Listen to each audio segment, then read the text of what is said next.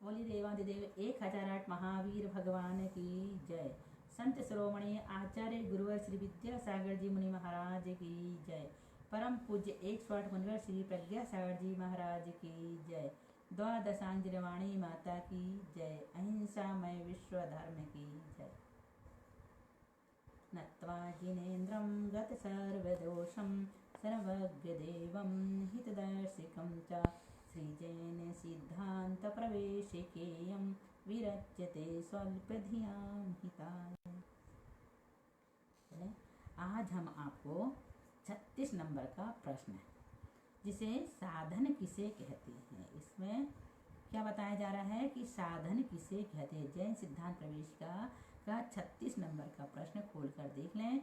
इसमें आया है साधन किसे कहते हैं।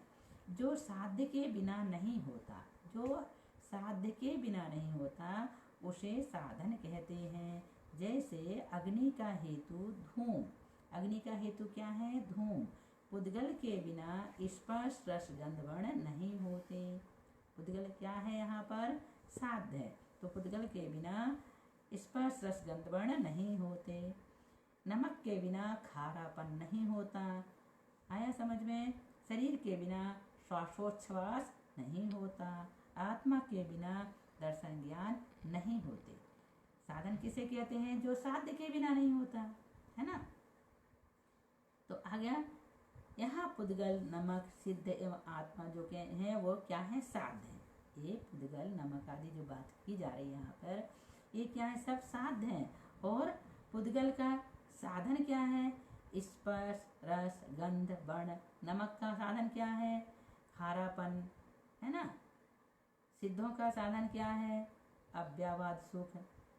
और शरीर का साधन क्या है? श्वासोच्छ्वास।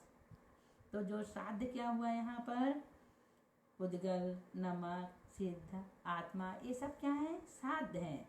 और उसके अतिरिक्त जो है, जैसे नमक के बिना जो खारापन है वो क्या है? यहाँ पर साधन है। आ गया समझ में? साधन किसे कहते हैं? जो साध्य के बिना नहीं होता उसे क्या कहते हैं? साधन कहते हैं। साध्य किसे कहते हैं? तो इष्ट, अबाधित और असिद्ध को साध्य कहते हैं। इष्ट, अबाधित और असिद्ध को साध्य कहते हैं। इष्ट किसे कहते हैं? वादी जिसको सिद्ध करना चाहे उसे इष्ट कहते हैं। वादी जिसको सिद्ध करना चाहे उसे इष्ट कहते हैं। अब अबाधित किसे कहते हैं? जो दूसरे प्रमाण से बाधित नहीं होता। जो दूसरे प्रमाण से बाधित नहीं होता। जैसे अग्नि का ठंडापना प्रत्यक्ष प्रमाण से बाधित है। अग्नि ठंडी होती है क्या? नहीं, कोई भी कह सकता है अग्नि ठंडी नहीं होती है, तो प्रत्यक्ष प्रमाण से इसमें बाधा आ रही है। इसी प्रकार से बर्फ का गर्मपना, बर्फ गर्म होता है क्या? ये भी प्रत्यक्ष प्रमाण से बाधित हो रहा है। तो ये सब क्या है? अबाधित है।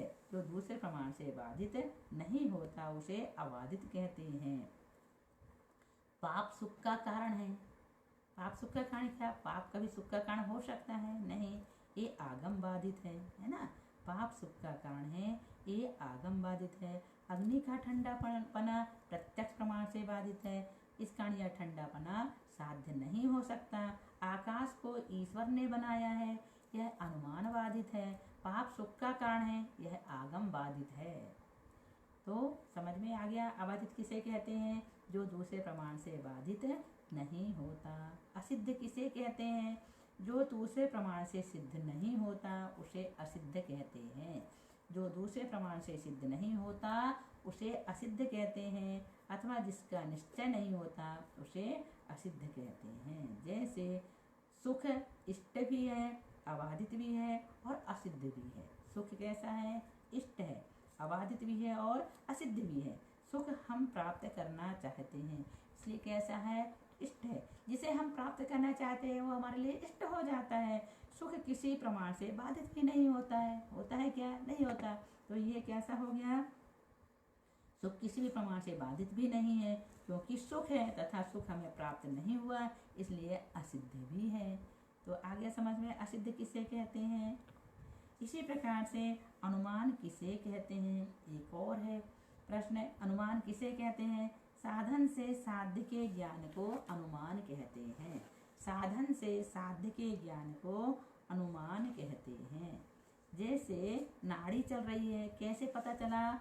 आत्मा का ज्ञान। नाड़ी चल रही है तो आत्मा का ज्ञान होता है ना। यहाँ पर प्रश्न क्या है? अनुमान। साधन से साध्य के ज्ञान, साधन से साध्य के ज्ञान को, नाड़ी चल रही है तो आत्मा का ज्ञान हो रहा है ना। इसी प्रकार शरीर में आत्मा रुका हुआ है, इसलिए कौन सा कर्म हुआ है? आयु कर्म। शरीर गर्म है तो बुखार का ज्ञान होता है। शरीर गर्म है तो किसका ज्ञान हुआ? कि बुखार है ना। आंखें यदि लाल हो गई तो कैसे समझेंगे किसकी? आंख में पीड़ा है, दर्द है या आंख आ गई है। इसी प्रकार से हम साधन से साध्य का ज्ञान अनुमान लगा सकते हैं। हेत्वाभास किसे कहते हैं? सदोष हेतु को हेत्वाभास कहते हैं। हेत्वाभास किसे कहते हैं? सदोष हेतु यानी दोष रहित हेतु को हेत्वाभास कहते हैं। हेत्वाभास के कितने दोष हैं? 3 हैं। कौन कौन से?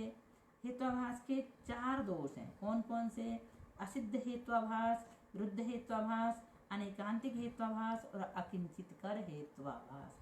असिद्ध, विरुद्ध, अनेकांतिक और अकिंचित कर।